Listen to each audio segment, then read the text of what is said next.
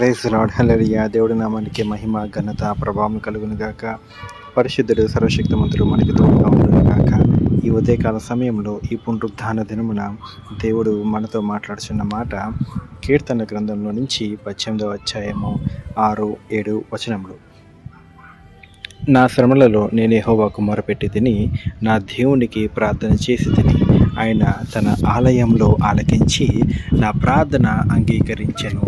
నా మొర ఆయన సన్నిధి చేరి ఆయన చెవులు జోడ్చెను. అప్పుడు భూమి కంపించి అదిరెను, పర్వతములు పునాదులు వణికెను. ఆయన కోపింపగా అవి కంపించెను. ఆమేన్. హల్లెలూయా. చూడండి, నా శ్రమలలో నేను యెహోవాకు మొరపెట్టితిని. బాగానే ఉంది. ఎందుకంటే శ్రమ వచ్చినప్పుడు, బాధ కలిగినప్పుడు దేవునికి ఎక్కువగా మొరపెడతారు. ఎవరు? ముఖ్యంగా మన క్రైస్తవులు.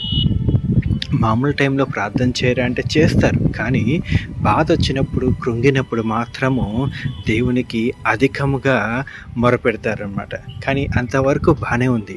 ఇక్కడ ఒక మాట ఉంది, ఒకసారి చూసారా?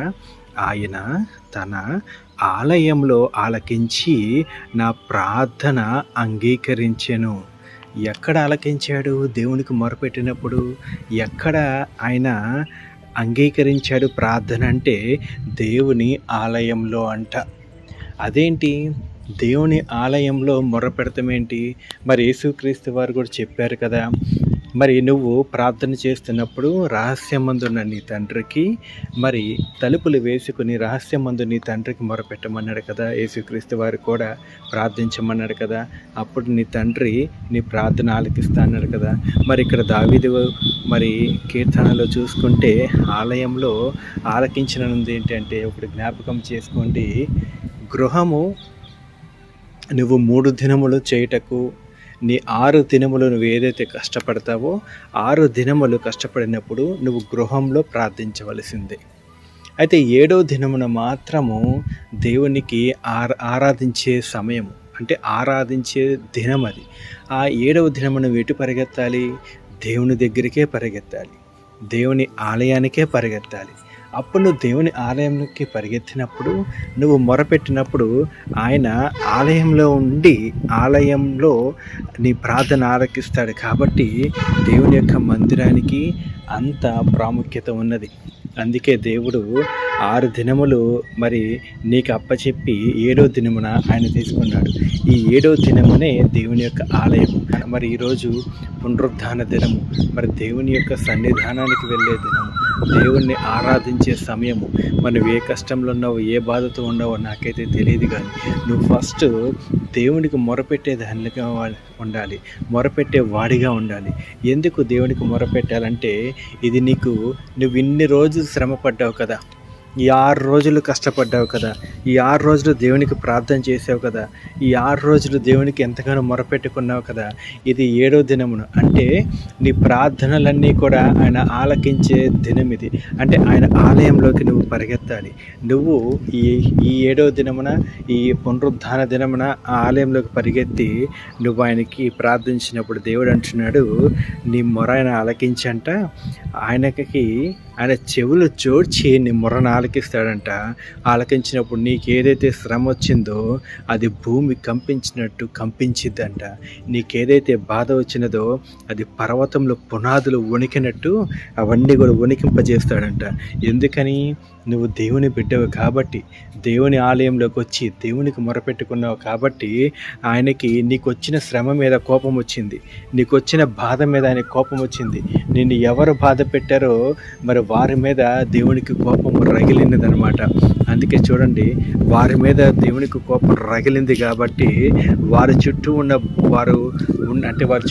వారి బలగములన్నీ కూడా దేవుడు కంపించేసే దేవుడుగా ఉన్నాడు.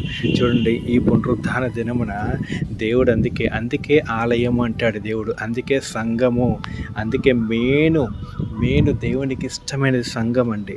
అందుకే అక్కడికి వచ్చి ప్రార్థించమంటాడు, అక్కడికి వచ్చి మొరపెట్టమంటాడు, అక్కడికి వచ్చి ఆరాధించమంటాడు, అక్కడికి వచ్చి దేవుణ్ణి సమస్తము సాగిలపడమంటాడు ఆయన. ఎందరికో ఎంతమందో హృదయాలకి సమాధానం దొరికేది దేవుని యొక్క సన్నిధానం మాత్రమే. ఎందుకంటే ఆయన వాక్యంతో మాట్లాడుచున్నప్పుడు అనేక మంది హృదయాలు బలపరచబడుచున్నాయి. అందుకే దేవుని యొక్క సంఘానికి అంత ప్రాముఖ్యత ఉందన్నమాట. మరి చూడండి దేవుని యొక్క సంఘమా, దేవుని యొక్క బిడ్డలారా, మరి ఆయన సంఘంలో మొరపెట్టండి, ఆయన సంఘంలో ఆరాధించండి, ఆయన ఆలయానికి పరిగెత్తండి వేకువజామున. ఈ దినమంతా కూడా ఎంతమంది అయితే వేకుగా మరి ఆయన ఆలయానికి పరిగెడతారో, ఆయన సంఘానికి పరిగెడతారు, దేవుడు అలాంటి బిడ్డలందరినీ కూడా దీవించి ఆశీర్వదించును గాక. ప్రార్థన చేసుకుందాం. సర్వశక్తిమంతుడు, సర్వాధికారి, రాజా, వందనములు దేవానికే స్తోత్రములు. నిన్న నేడు ఏకరీతిగా ఉన్న తండ్రి నీవు, కృపగల దేవుడు నీవు, జాలిగల తండ్రి నీవు నా పరమ తండ్రి. అవునయ్యా, నీ ఆలయంలోకి వచ్చి మొరపెట్టినప్పుడు నా పరమ తండ్రి, నీ చెవులు జోడ్చి మా ప్రార్థన ఆలకించండి. నీ సన్నిధానంలోకి వచ్చి మొరపెట్టినప్పుడు నా పరమ తండ్రి, మా ప్రార్థనలన్నీ ఆలకించమని అడుగుతున్నాను నా పరమ తండ్రి. రాజా, వందనములు దేవానికే స్తోత్రాలు చెల్లిస్తున్నాం.